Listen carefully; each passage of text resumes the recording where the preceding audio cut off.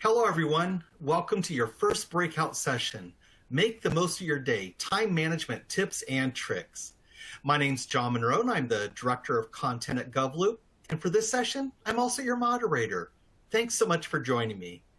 And I do hope you're able to see our opening keynotes. We heard a great presentation about how to become a person of influence without burning out, especially with an emphasis on that not burning out part, and also a presentation on how to make plans in an uncertain world. If you missed those, be sure to watch those on demand. But meanwhile, the great content continues now.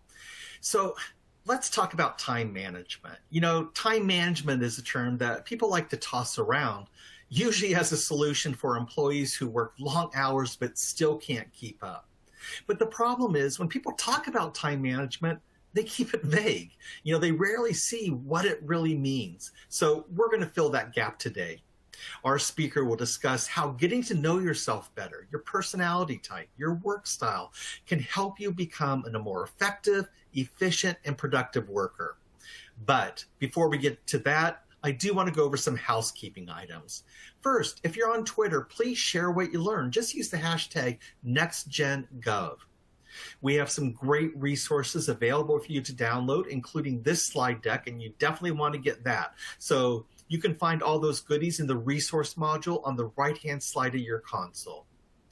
We hope that you don't have any technical difficulties, but if you do, send us a message through that Q&A tab, and my colleague Jacqueline will help you out. You can use that same tab to submit questions to our speaker, and we want your questions, so please don't be shy. Also, if you're not feeling shy, you can engage with your fellow attendees through the open chat. If you want to access that, just look for the blue group chat button in the middle panel at the bottom of your screen. And as I alluded to earlier, we are recording this event, and tomorrow we'll email you a link so that you can catch up on any of the sessions that you missed or rewatch your favorites, whatever you want. And finally, you can earn 1 CPE credit for attending today's session. To get that credit, you need to do 3 things. First, take all the polls, participate in the entire session, and fill out that post-event evaluation. Now, the CPE evaluation form can be found in the resource module on the console here, or if you need to fill it out later, you can look for it in the resource center in the main environment. All CPEs will be emailed directly to you once we've confirmed that you've met those requirements. All right, with all that housekeeping out of the way, let me introduce you to our speaker. Joining us today is Chief Master Sergeant A.J. Keel. A.J. is the Senior Enlisted Leader for the 436th Civil Engineer Squadron at Dover Air Force Base in Delaware. He's responsible for the training and development of the 59 firefighters assigned to Dover. He also manages all day-to-day activities for the organization, as well as its overall strategic direction. So without further ado, AJ, the floor is yours. Wonderful. Thanks so much, John, and what a pleasure to be with you all here. I even stayed in uniform to, fit the role. Time management is so exciting. It's when I was asked to present here, I was just so thrilled to be a part of it because it's something that I do with my active duty counterparts, both subordinates, peers, as well as leaders across the globe. And so to be able to do this with more of my fellow government employees, this is just wonderful. So thank you so much. As he alluded to, my name is A.J. Keel, and I am the fire chief here at Dover Air Force Base, and I'm also happen to be the only chief in the squadron, so I also am the senior enlisted leader. And what that means is it means we manage people. We're in the people business. And when it comes to people, anyone who out there who manages people in any regard knows that your time can be taken from you real quickly, right? And you add that to being tethered to the email 24/7 and everything else that comes your way, time quickly slips away. And so I'd like to begin with a story of when I'm a young 23-year-old middle manager here in the Air Force. If I could set the scene here, it's in Las Vegas at Nellis Air Force Base. I'm 23 years old. I was just given my first subordinates. And man, I am working all day. I am constantly getting through. It's 7, 8 o'clock at night because we work 24-hour schedules. But at the end of it, I realized I don't know what in the heck I got done. And I'm sure some of you guys have felt that way many times. We're going to get into that here in a little bit. But that was the moment where I decided that I need to take time in my own hands or I would never reach the goals that I had for myself. So there I was thinking, okay, I'm getting a lot done. I'm busy. I'm sweating, right? I'm ready for my after work beer. And yet I didn't feel like I made any impact. Almost as if I had my hand in a bucket of water and then I took my hand out and it was like I was never there. And I just couldn't stand that. It really irked me. So I really focused on time from that point. Now, fast forwarding almost 2 decades later, I have been reading books. You know, if you Google time management on Google, you're going to get a billion links to click. And I've done my very best to basically consolidate it all in a 30 to 45 minute session that I've been presenting around the world to active duty military members and now here today. So like I said, I'm just so thrilled because time is that thing that we just can't get back, right? Once it's gone forever. It's kind of funny because I was actually just talking to a buddy of mine and I said, hey, you know, I'm going to do a time management presentation. He's like, man, I really need to take a time management course as soon as I can get it in my schedule. And I just thought the irony there was hilarious. So if there is a fact, it's that those who make the worst of their time complain about its shortness. And so here today, all I want to do is provide a way that I look at time through the paradigm to which I see it.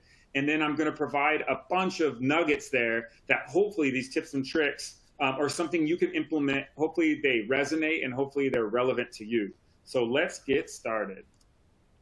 Here's the cliche overview slide. When I was putting this together, I felt like I had to do it, right? It's so cliche that there has to be an overview. So let's quickly just talk about what this will be comprised of. So first and foremost, it's going to be about habits. We're going to go into habits, how long they take to form. I'm even going to provide some examples of real world what I did to get in the right mindset when it comes to habits. Then we're going to go over the quadrants of time. Some of you out there have probably heard of this. It's direct from the Franklin Covey Foundation. If you have read The 7 Habits of Highly Effective People, Stephen Covey talks about the quadrants of time a lot, and I will show how I made that relevant in my life. And then we're going to go right into what I like to call my make time schedule. I think this is just so fun, and I can't wait to share that with you. And the way I structure my work week really gets after what the goals are for that week. Then we're going to go into email management. And I'll tell you what, I just can't stand email. I don't know about you guys, but the emails keep coming. I just recently had a conversation with a colleague of mine about, hey man, you know, 10 years ago, we had so much less email than we do now. And it feels like the plate just keeps overflowing. So how in the world is something a priority if everything's a priority in the email? So I'm going to go over email management. I think you'll think it's quite comical, some of the auto replies I have right now, and also ways that you can untether and focus on impact. Focusing on impact is the very next portion we're going to talk about. We're going to go into Pareto's 80-20 rules, some of the tricks and trades on how to get the most bang for your buck when it comes to your time tax. And then finally, I've compiled 5, 6, 7 different tricks of the trade that I have found has completely changed my life. So that is pretty much the overview here. As we go into this next slide, I just want to preface with one thing. And by the way, I absolutely would love it if you guys want to ask questions in the Q&A tab. If you guys want to just simply have conversations there on the side, totally cool. I'm just so excited to hear and learn from you as well. So the number one thing when I was building this in the beginning was I had to preface with the fact that no matter what, we are in control of our time. And I know that sounds crazy. There's going to be people out there, right? We have bosses. We have things that absolutely need to be done.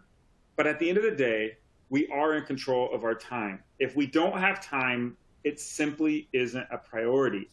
And at the end of the day, we're choosing to do whatever it is we're doing. Right now, I am here at my house during the duty day, presenting to you because I want to, because I'm choosing to, right?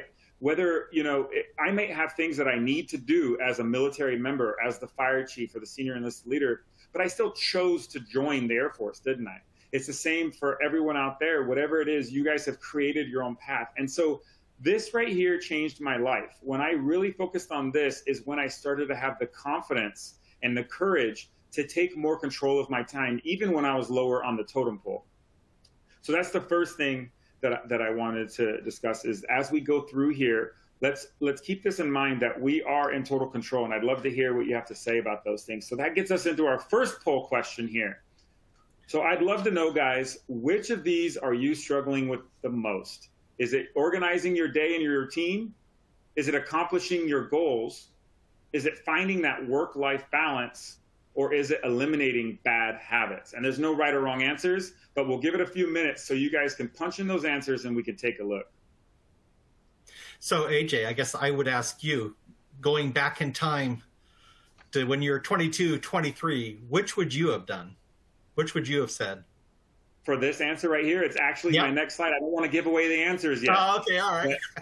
You're on to me, John. That's exactly what is the segue to the next slide. So that's why I'm so curious if what I struggled with the most, if those out there are going to struggle with the most as well. So I'm looking at this preview here. It's pretty cool.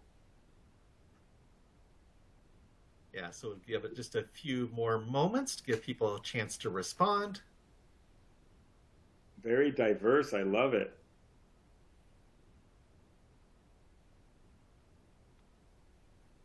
Answers are still coming in.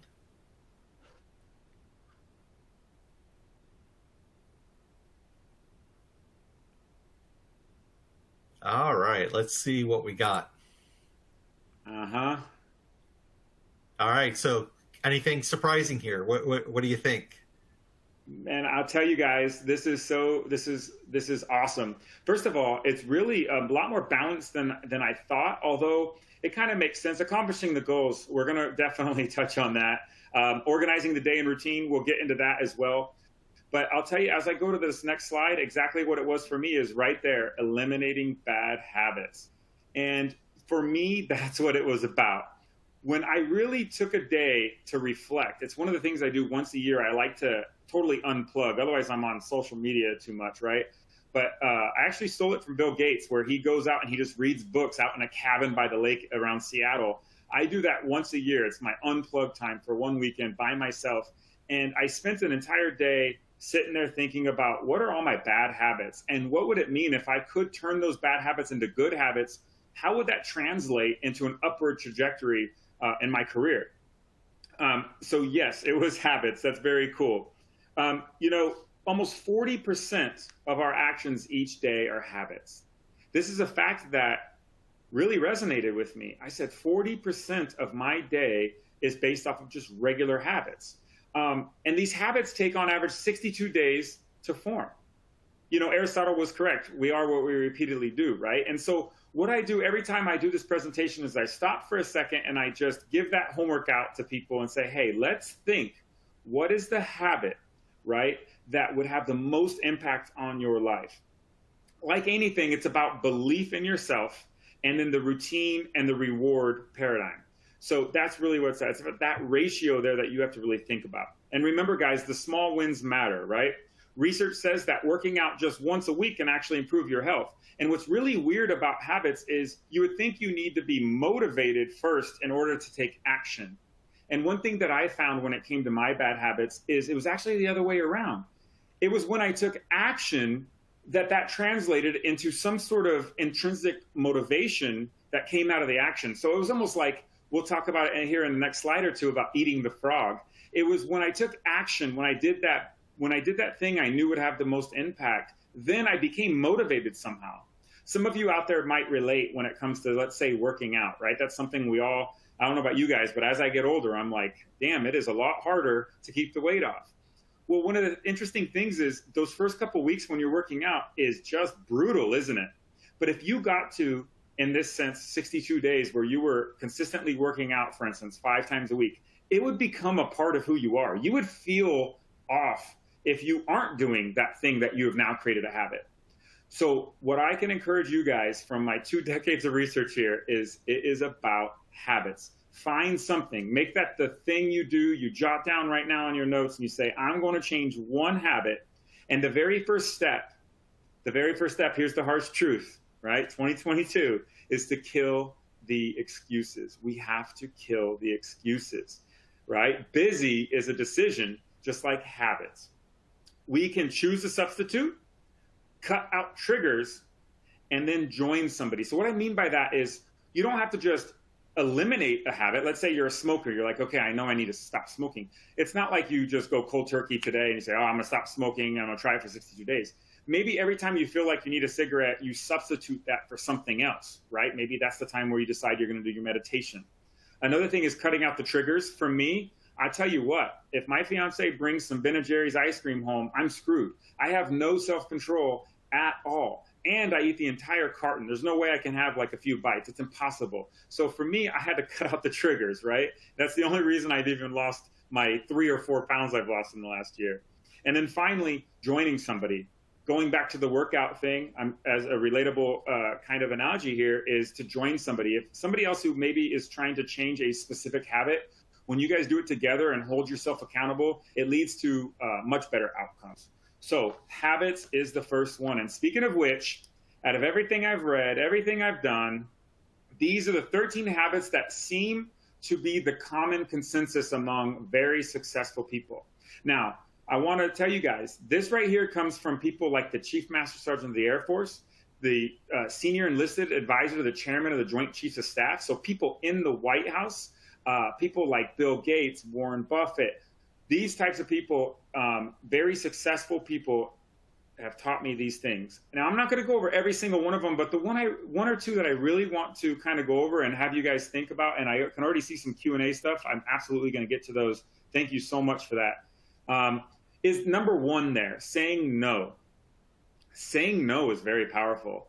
Now, I get it. You're like, AJ, okay, dude, you're a chief. You can probably say no to a lot of things, but I can't. I'm here on the totem pole. That may be true, but when you look at your personal life, there are definitely some things you can say no to, right?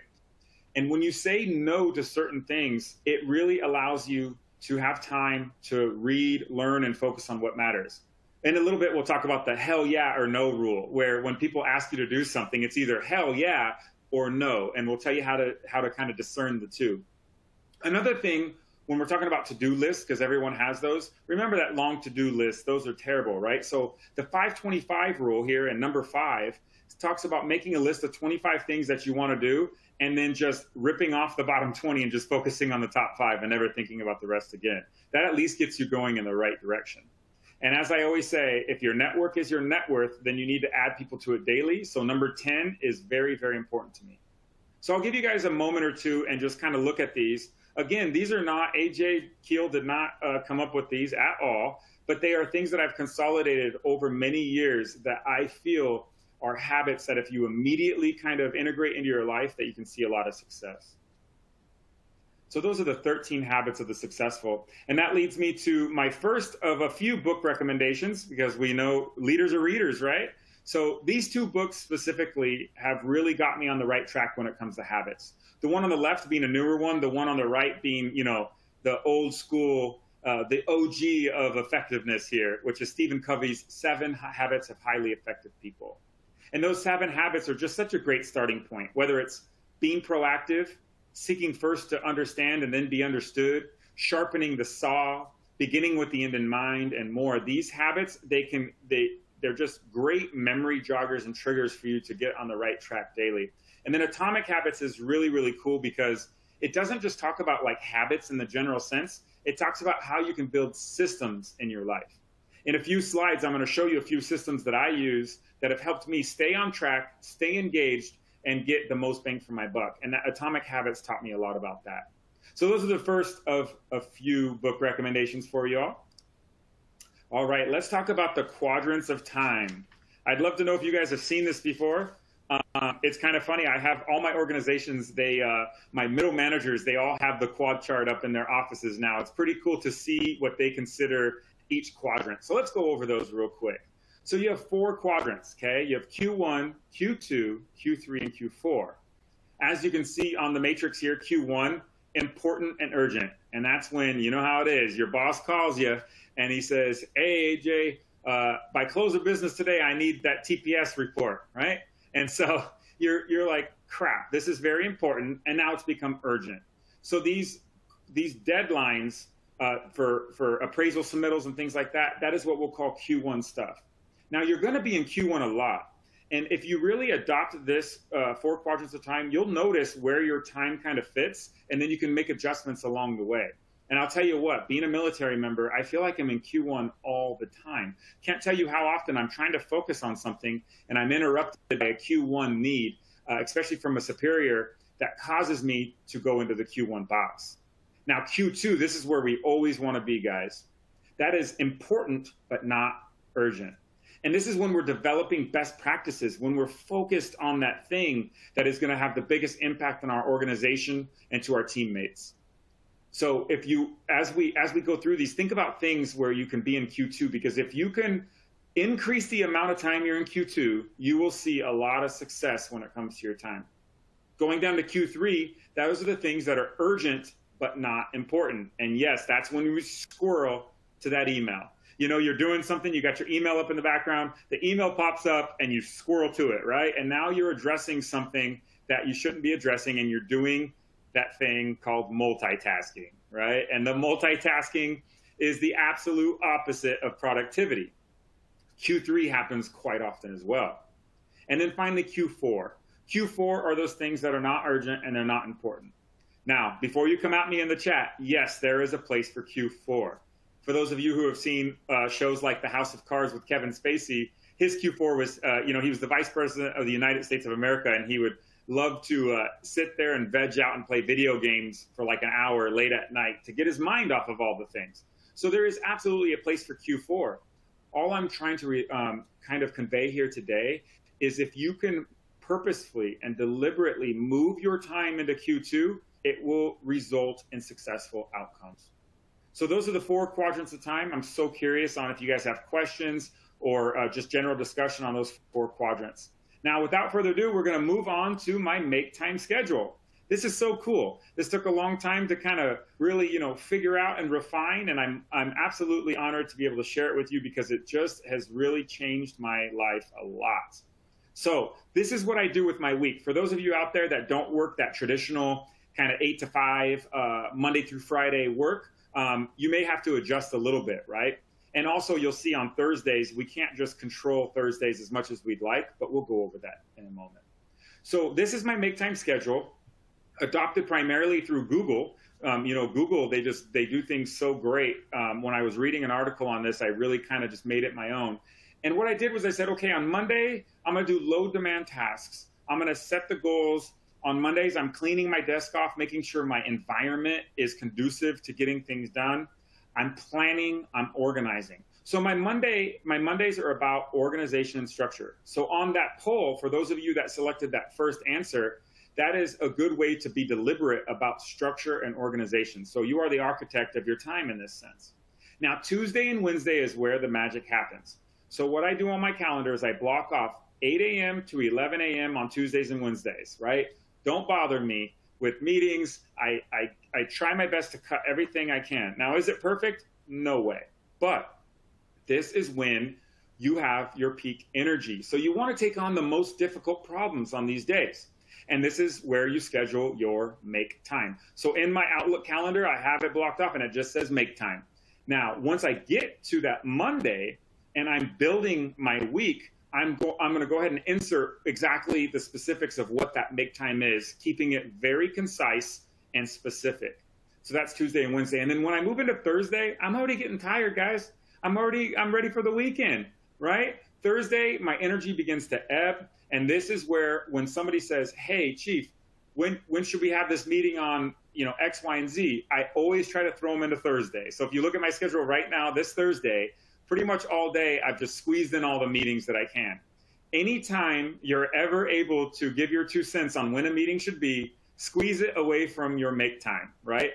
That selfish move there will help you out as far as being taxed during the week. I don't know about you guys, but I'll go to a meeting and you have an hour-long meeting in the morning, it pretty much ruins your whole morning, right? How are you supposed to be productive? So that's why we want to try to be deliberate on when we schedule those things, as well as customer service initiatives. And then Friday, what I think is the most important day is about building deep, meaningful relationships. Ray Dalio talks about all that all the time in that book, Principles, which, by the way, one of my favorite books of all time. He talks about deep, meaningful work and deep, meaningful relationships. And on Fridays, I will go out and I have my team. We bought a bunch of fire department coffee mugs, and I go to all my peer groups, leadership, whomever it may be, different agencies we work with. I come by with a few coffee mugs, you know, with the fire emblem on it, and I talk to them, I hang out.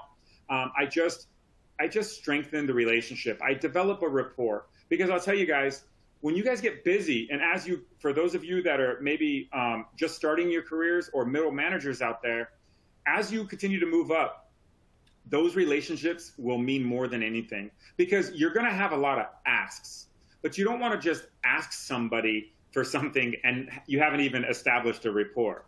How often on Facebook you hear from that person, right? And they're like, hey, what's up, Johnny? And you're thinking, man, I haven't heard from you in 2 years. You obviously want something, right?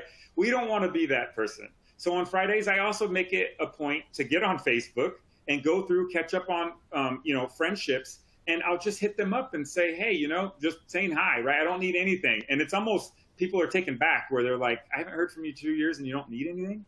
No, I don't. I just want to build that relationship. So that's why I said in that previous slide that your network really is your net worth.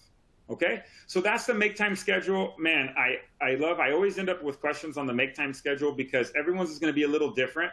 The point here, as you can see, the general theme is to be deliberate. That's what we need to be with our time, is deliberate.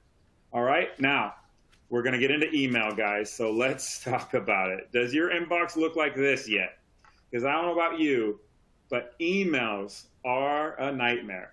Prior to the AWS cloud, for those of you that have worked in government for at least more than, say, 4 to 6 years, you guys will remember where we had limited inboxes, right? Somebody would send me like an Excel spreadsheet in a PDF, and it would say your mailbox is full, right? So now that there's no limit, it just seems like it's never ending. One of the things I did is on my phone, I took off my email. I just refused to be tethered to it because I really noticed that email is the biggest thing that takes my time away from really helping my team out. So we're going to talk about email. I'm going to give you my little email system. You don't have to use it. It's just an idea. It's something that I researched for a long time, and I had to make something work. Because like some of you, I had a lot of these PST folders, like a folder for everything, a folder for, it ended up being 200 folders on the side. And then when I would go to search for something, I couldn't find anything because it was in a million folders. So I try to simplify things, right? Because email is a disruption of our make time. So we have to ask ourselves, are we in control of our inbox? I'd be willing to bet most of us would say, no, we're not in control. We usually just survive, right? We're trying to keep our head above water. Are we focused on only the important emails? And if not, how can we make those important ones rise to the top? Are we flagging it? Does it go red from certain people? Whatever it may be, are we being deliberate about that so we're focused on the priority? And like I said earlier, my number one thing before I alluded to the habit piece is I was going home. I worked hard all day. I knew I was working hard, but I couldn't feel like I got anything accomplished, all right? Because if we're multitasking, we're hurting ourselves. So here's my tricks. This is what I do. And it's pretty cool. I know not everyone is able to do this, but if you can find a way to modify it a little bit, I promise you it will help you out. So the first thing is I only check my email twice a day. I noticed when my Outlook was up all the time, I had no chance to actually get anything done because I was working on email all the time. So now I check it twice a day. And what I do is I do a full run through, which I'll go through here using my quick steps. So in email, as you guys know, you can build different quick steps. And what I wanted to do was I wanted to automate things the best I could. So with one click during each scan at 12 o'clock and 4 p.m., I wanted to be able to just click one button and things move around where they need to move around so I can see what's actually important. Okay? So this moves to certain folders I want it to move to. It flags it for certain times, and it also categorizes it how I want to, all right? And the categories look like this. So I have 3 folders in my email. That's it, 3. Because the search features, whether you're using Gmail, Microsoft Outlook, or Hotmail even, right? For those of you old school, no matter what you're using, it has search features that allows you to get away from a million folders. So I have 3. I have action, read, and archive. Now, the reason I put that little period in front of action and the period in front of read is because automatically the software makes it go to the top. Just in case I had other folders or what have you, it makes it always present on top. So with one click, when I do these quick scans, it's either going to go in the action urgent, action when possible, which is actionable but not immediate, or waiting on a response, right? And that's when you're kind of on a thread and you kind of just need an answer to it. You know how that goes. Those threads get pretty brutal. My next folder is read. Now that one has been a game changer for me because I don't know about you guys, but when you're getting a lot of emails, things come up that you know you need to read, you know you want to read it, but you just don't find the time to read it. And if you're not deliberate about where it goes, it's going to get lost in the sauce, right? So the read is where all those important regulations, governance, articles, all these things that I know I want to read. And I set aside time on my Saturday mornings to just read. That's it. You know, go over the important things. I know that that's away from my time. Now, granted, you could probably say, hey, well, now you're working on a Saturday. I'm choosing, right? Time is my decision. I'm choosing to read because it's important to me. And then archive. So these are the only three that I use. And here's the deal. If you wanted to do something like this, here are my suggestions. Number one, use a reading pane, okay? So your email on one side and the reading pane on another. That way you can quickly scan. I reply only if it's going to take 2 minutes or less. Otherwise, it's going to get archived into one of the folders, whether that's urgent or urgent when possible. Another huge trick is to set your start option to always open in your action folder. So at 12 o'clock, when I open my email, right, I've been productive, I've gotten my make time, I open my email, it only shows me action urgent in the beginning. I'm not going to see my inbox because I know that psychologically when I see my inbox, I'm going to go down the rabbit hole. So I'm only in the action folder. And you can do that on Outlook by simply clicking on the options in the advanced tab and then set to open, and you can make it do all kinds of cool stuff. And I always use the 4Ds model. You may have heard this, you may not have, but it's pretty cool. It's either delete it, do it, delegate it, or defer it.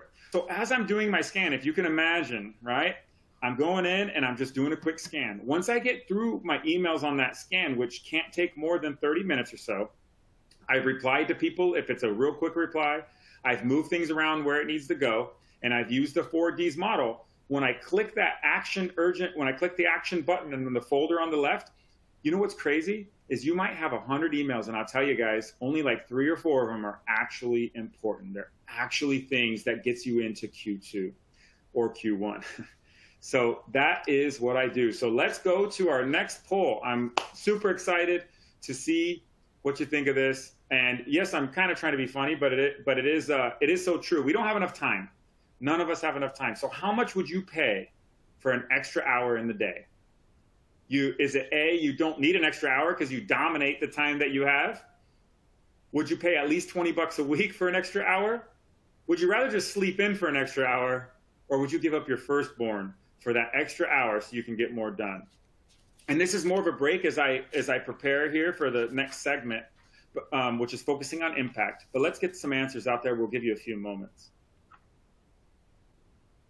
How much would you pay for an extra hour?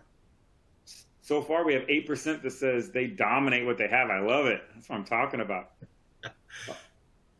Look at all these folks out there that just want to sleep in. That's great. Me too. In the military, we have morning PT, so I'd love to sleep in as well. How much would you pay for an extra hour in the day? So AJ, how do you resist that temptation to open your email in the evening? It's like, oh, you know, 1800. Let me just check. It is so hard. It is so hard. And you know, no matter what presenter would ever talk to you about time, no matter how successful they are in life, there is no way that they're perfect. And I'll tell you, every once in a while, I sneak a peek and I go down the rabbit hole. But I think it's about just trying to be intentional. And if you're intentional, you're gonna get some wins along the way. So for me, it's about work-life balance, John. I had a very bad work-life balance early in my career, and I know that if I get in my email in the evening, I'm gonna mess that up. So here we go. I kind of had a feeling when I put that answer. I threw you guys an alley-oop on that one on rather sleep in for an extra hour, huh? That is great. And that is hilarious. So when we talk about an extra hour, or wanting an extra hour, or being able to sleep in, the only way we open up time is by focusing on impact. We're going to talk a little bit about the Pareto rule. We're going to talk about how multitasking is terrible and other stuff. But this is all surrounded around that symptom that I told you about earlier, where I was feeling like I was busy all day, but I didn't get anything done. It's because I wasn't deliberate on what I was doing. Now, building a make time schedule, focusing on the 4 quadrants of time, and then moving into the previous slides as well, when we discuss everything from habits to our email systems, all hopefully allows us to focus on impact better. So second book recommendation here is The One Thing. I don't know if you guys have or have not read it, but just something to jot down if you're looking for another good read. The One Thing really helped me out a lot, because what it did was it taught me that, in the military, I remember interviewing for a position. I was a middle manager at the time, and I was interviewing for a position, and one of the questions that was asked is, are you a good multitasker?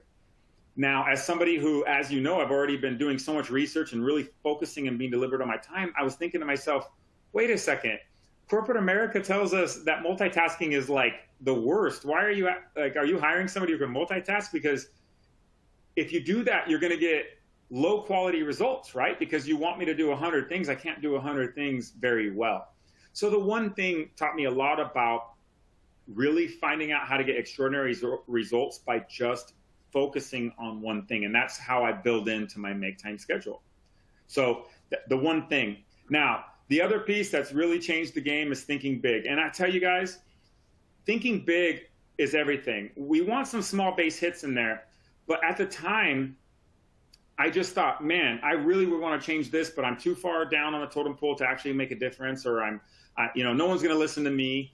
But yet I find it interesting that the secretary for, say, a commander usually has the greatest influence on the top boss. Isn't that crazy? Even though the secretary might be the lowest paid in the organization. So what I mean by that is there is absolutely no excuse for thinking big. And I'd like to read you a little something here that I read a couple years ago, and I just find it fascinating. And I try to really think of this when I'm doing my to-do list, okay? And it says that a lion is fully capable of capturing, killing, and eating a field mouse. But it turns out that the energy required to do so exceeds the caloric content of the mouse itself. So a lion that spends its day all day hunting and eating field mice would slowly starve to death. A lion cannot live on field mice. A lion needs antelope. Antelope are big animals. They take more speed and strength to capture and kill. And once killed, they provide a feast for the lion and its pride. So ask yourself at the end of the day, did I spend today chasing mice or hunting antelope? And so what I do is I look at my to-do list and I say, hey, which one of these, if done, would render all the rest either easier or completely irrelevant? And so when we think big, we're going to get after bigger things that are going to have bigger impact. Okay, if we're not focusing on that principle, we will go home feeling like we got nothing done. Okay, so how do we do that? We have our make time, we're trying to prioritize, we have a to-do list. How do we do that? Well, we focus on the Pareto rule, right? So Pareto, he's an Italian economist that discovered that 20% of the pea pods were producing 80% of the peas. This is in Italy. And the Pareto rule, as you guys probably heard of the 80-20 rule in different facets of life, it applies here. So 20% of the work is going to result in 80% of the output. It's just a fact. And knowing that, you would think we'd all do a better job at focusing on impact, but we get caught, right, with the low-hanging fruit all day long. 20% of employees are responsible for 80% of production. Now, in corporate American business, when I teach management, we go through Fortune 500 companies, we go through their balance sheets and everything, and we go through their clients. And almost every single one of them, 20% of their clients, 20% of their customers are responsible for 80% of their sales and revenue. It's very interesting. And they have complete separate segments just for that 20% in almost every Fortune 500 company. So we have to leverage strengths here. We have to look at the Pareto rule and ask ourselves, okay, what is that 20%? So then we got the 20%, we're thinking big, now we have to eat the frog. So the next book recommendations here is Brian Tracy's Eat the Frog, as well as David Schwartz, The Magic of Thinking Big. So we talked about, hey, AJ said, I need to think big. Okay, well, if you want further details, I'm telling you, Dr. Schwartz really gets into how your mindset is everything when it comes to what you can and can't accomplish. And then with Brian Tracy's Eat the Frog, this thing has sold millions of copies, and it's based off of a Mark Twain poem that basically says that if you wake up in the morning and you eat a live frog, rest assured you will never do anything harder than that, right? Meaning, if we have our make time built into our schedule, we're away from the email, we know what we got to do for our team. When you wake up, just get after it. So if you're struggling with something like, say, working out, like I am, I've always been pretty healthy. Being a firefighter, I would hope so, right? I try to always be healthy, but it's very difficult to go to the gym at the end of the day because if I'm being honest with you guys, I'm just tired, right? I'm tired. I'm worn down. So I just eat the frog, man. I wake up first thing in the morning and I just get after it. And I hate it and it sucks. But remember, I told you earlier that action all of a sudden creates motivation. And now when I wake up in the morning, for some reason, I'm amped up. I drink my coffee. I'm like, let's go. Let's get it. Let's start the day off right. So that is all about eating the frog. All right. Now, this is, if I'm being honest with you, this next segment here is really just my favorite part as we wind down this presentation. And that is going over a few tricks of the trade. Like I said in the beginning, guys, I'm just another guy, right? I have been so fortunate to be in the military and to see a lot of success. In 2016, I was the Air Force Innovator of the Year. And then 2 years later, I was named one of the 12 outstanding airmen of the entire Air Force. And with that came so many opportunities. And I say this not to be egocentric, but to humbly say I learned a lot about what it means to be successful, at least in my career path. And these next couple slides really honestly hit home for me, my overall themes. Some of you may not agree with them. Some of you may resonate very well, but these are the overall themes that I've really figured out from managing people and managing multiple organizations. And the first one is, when it comes to our time, that strategic plans are typically strategic guesses, right? And it's interesting because plans, they kind of allow the past to control the future, right? And they're not very compatible with creativity. Sometimes you just need to say, hey, we're going to choose a new direction because it makes sense today. You have to be very flexible. Anything that is rigid, I have found, is really a time tax that you're not going to get a lot of benefit from. I don't know how many of you out there have been a part of your flight management instructions, maybe SOPs, operating instructions, or strategic planning. But one of the things I had the opportunity to do was go around and align leadership's vision and intent with the overall strategic plan of the different installations. And what I noticed from that level all the way down to the organizational level is usually they sit on the shelf and collect dust. And I don't know why.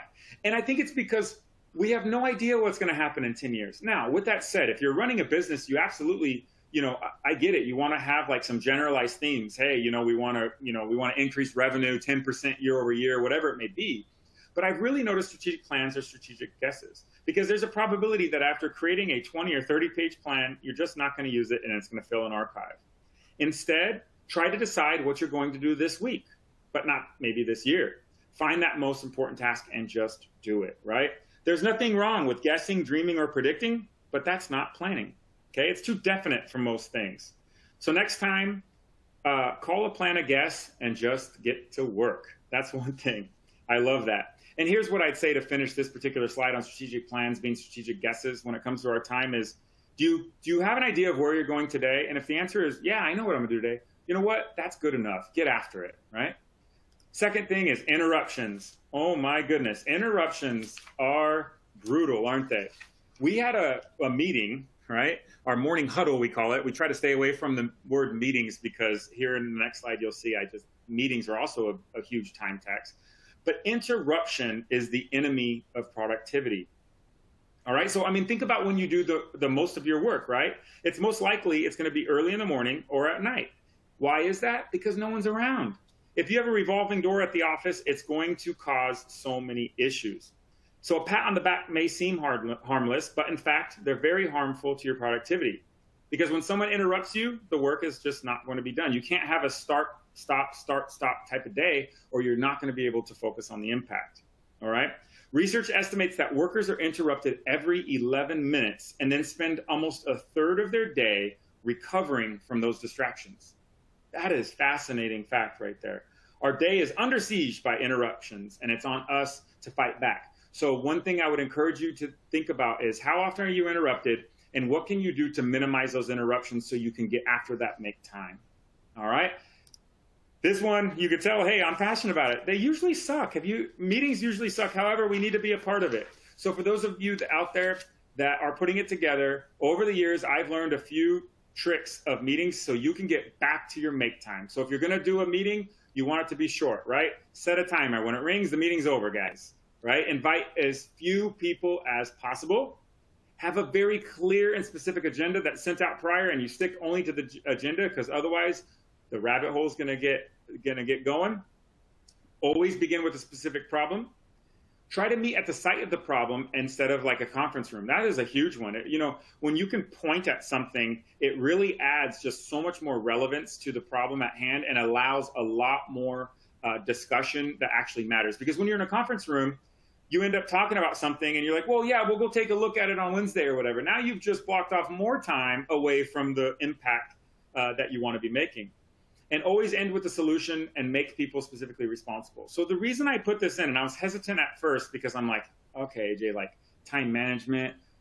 But if you, especially, right, we're government workers, it seems like meetings are occupying a vast amount of my time. I looked at my calendar just about an hour ago prior to this, and I looked at my calendar for the week and I said, okay, what percentage is meetings?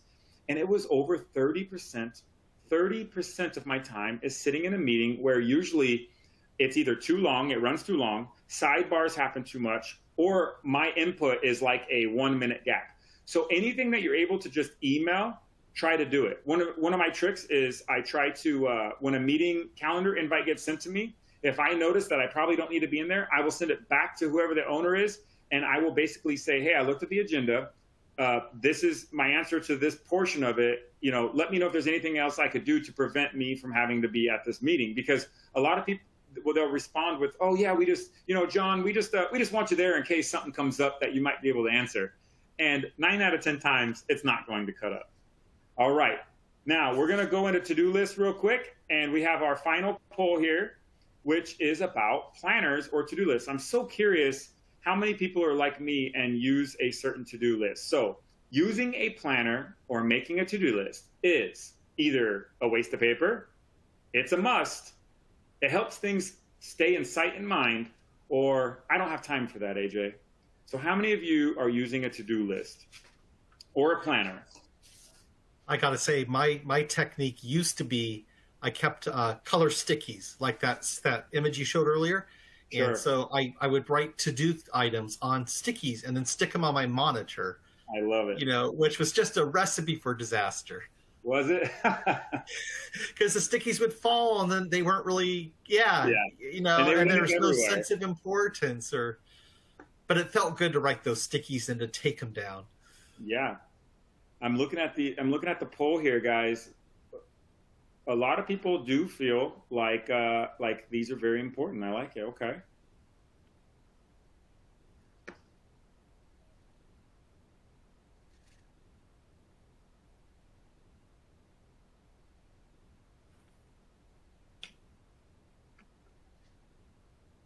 All right. Very cool. Let's see. A couple more just dribbling in.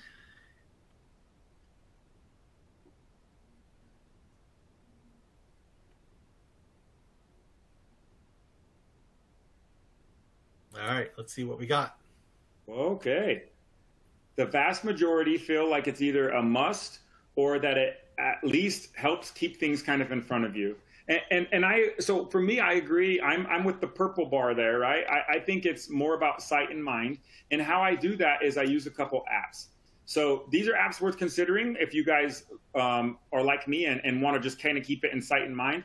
If you want something good, Todoist is there on the left. If you want the whole next level, that is called Notion right there on the right. So Todoist and Notion. Something to take a look at for the sake of time here. I'm looking at the clock. I won't get too far into that. But here's what I'd like to kind of offer here is we want to start making smaller to-do lists. If you remember in the habits, one of the habits was the 5-25 rule where we make a list of 25 things and we cut off the bottom 20.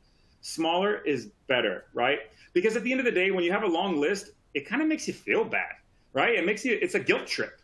And so you don't want to have that stress because stress is one of the reasons you fall into a bad habit in the first place. It's usually because of stress or boredom. So that's something that I think we should do. Try to separate tasks into smaller pieces so you can fully understand them. All right. And to your point, John, this is kind of cool. This is something my dad taught me. Right when I got started, he said, have you done a doing done board? And so I love sharing this because Man, I tell you, it is so cool. I'll go into a random work center, and I'll see the do doing done board on there from somebody who, was in one of my presentations, and I'm just like, I'm so proud, and I give them a hug. And, it's just such a great start to getting a list done. So you make a board, you have a do, a doing, and a done. And whether you want to use sticky notes or whatever you want to use, just like goals, they have to be visible, right? So you have do, and then you have doing, which is either extreme, which would be that Q1 or Q2 stuff, right? Medium or idle, and then you have your done. And what's really cool about this, guys, is it generates momentum. Because if you allow all the things to go into the done column, when I was the station captain back in the day, we would have the done column, and they would be like, hey, what should we do with all the done stickies? And I'm like, hey, just let it run, man. And so they would end up on the walls, they'd end up on the ceiling, and at the end of the year, we could visibly see all the things we accomplished together. So a real simple way to get after a to-do list if you're just starting out and you're kind of like, man, I know I need a to-do list, I just don't know what to use. This is the more analog approach, and then of course with those applications. All right, final thoughts here on time. We're going to talk a little bit about Parkinson's Law, adopting selective ignorance, and destroying waste at all costs, all right? Guys, the promises, they keep coming, right? More time management hacks, more ways to communicate, more information spread across separate platforms and all over the place. So out of the 60 or 70 or 8 hours a week, we're expected to pour it all into work. How many of these are actually on the important work? How many are tossed away in meetings, lost to distraction, and withered away by inefficient business practices? I would say the bulk. All right? The answer isn't more hours, it's less crap, less waste, not more production, and far fewer things that are distractions, always on anxiety, and stress, because that leads to the bad habits. All right? So Parkinson's Law here is we're basically saying, hey, if we have 8 hours in the day, we're going to fill that 8 hours. Just because somebody is at their desk for 8 hours doesn't mean they're actually working. It just means that they're at the desk for 8 hours. And if we had 15 hours, we're going to fill the 15 hours. So what we have to do, because the Parkinson's Law says that work expands to fill time available for its completion. So what we have to do is we have to set really strict deadlines in our make time and then be done with it. We cannot allow, just because we have a full day, doesn't mean it should be filled with a bunch of stuff that isn't focusing on impact. Because otherwise, we're just not going to have that work-life balance. A mentor of mine taught me about Parkinson's Law, and I love sharing that with you there. Adopting selective ignorance. And this is where it goes to that hell yeah or no, right? What's worth doing? So when people are like, hey, AJ, what do you think about, collaborating on this, this thing? If I'm kind of like, well, maybe, then it's a no. Right? And I know that that's tough. You want to be everyone's best friend. You want to get invited to the barbecue. But at the end of the day, you have to take your time seriously. And sometimes it's a no. Now, if John asked me, hey, Jay, what do you think about this? And I'm thinking, hell yeah, that'd be cool. Just like being able to present here today, then it's a hell yeah. And then I block it into my time because I know it has tangible benefits and it impacts the team. So adopting selective ignorance is a way of saying no. I do that with my email as well. I'd love to share this with you. I have an auto reply. If you email me right now, no matter what time of day, you're going to get this email. It says, greetings, friends and esteemed colleagues. Due to high workload and deadlines, I'm currently checking and responding to my email only twice a day at 12 and 4 p.m. Eastern. Replies may take up to 48 hours. If you require urgent assistance, please ensure it is urgent. That cannot wait. Please contact me at my phone, and I give my phone number. Thank you for understanding this move to more efficiency and effectiveness. It helps me accomplish more to serve you and our airmen better. All the best to you and yours, Chief Keel. That's my auto reply all the time. Now, I may get back to you right away, but I've set the expectation, right? I've set the expectation that my time is very valuable and that I want to provide high quality results to you and everyone else. And then destroying waste at all costs, all right? And what I mean by that is that gets down to continuous process improvement. That if it is a time waster and you know it is, find ways to get rid of it. Guys, I tell you, what a privilege to be here with you guys. I put this QR code on here. I know I can't see all of you, but we're all brothers and sisters here in the government. I'd love to stay connected with you. That QR code on the screen there goes right to my LinkedIn profile. And man, I would just love to stay connected. If you do decide to connect with me on LinkedIn, please shoot me a personal message as soon as we connect. Say, hey, I was in the presentation on time management, and let's collaborate, because I'm telling you, you guys have so many other tips and tricks that I could use in my life to continue leveling up. and anything that I'm able to offer you is such an honor. My book there on the right, shameless plug there, is something, if you know people in the military, everything that I've learned to include these time management hacks are in there. It's been so awesome to, it's silly, but it's been so awesome to be able to pay things forward. And John, I'm going to send it over to you. I thank you and the team so much for having me. I stayed right on time, right? Because that would be, the irony of going overtime would be kind of crazy, but I just appreciate it so much. And I'm looking forward to any questions. Well, let me ask you this. So one of the questions I think a lot of people might have is, someone said, okay, now we're returning to office. And the office is just a battlefield of interruptions, I think was their phrase. What advice do you have for that kind of return to office, especially that transition time when there's likely to be so many interruptions? Yeah. So I did a lot of research and I asked my mom. All right. So I asked my mom, I asked her that exact thing because she just got back to the office and said, Mom, we're trying to get away from distractions. What do you do? And she works in an office with one other person. And what they said to each other is they said that every day at 11 a.m., they will go over all the questions and things that they may have had for the other person, but not to bother each other other than that. And so basically, I would say, John, set the expectation. Set the expectation that, hey, you know, I'm just trying to get after it. Let's block off time deliberately to you know, create the long list. I have a little notepad on my desk, and every time I have questions for my team or anything, I just write it down. Otherwise, I'm going to find that I get up and go ask, or I shoot another email, or I do something to take me away from whatever it is I'm focused on. So it seems like now we all have a chance to sort of get a fresh start and develop some better habits from the beginning. Yes, that's exactly right. And remember, your make time, you know, when you set the expectations, most people don't take it as rude, believe it or not. I think they get it. If you answer the why behind it, I think they get it. And then you also offer and empower them to do the same. Excellent.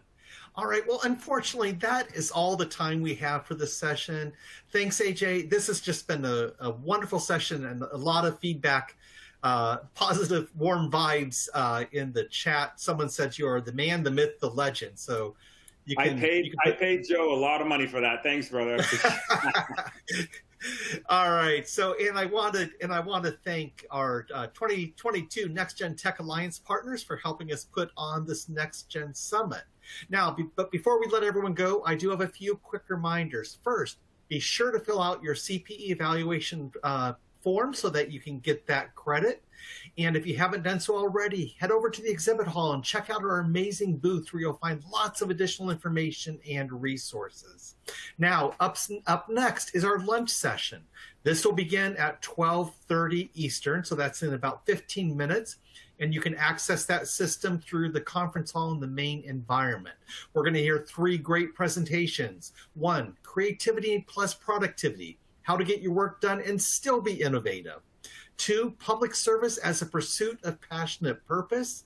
And 3, relearning how to learn. 7 essential life skills. So please don't miss out on that. We'll see you over in that next session.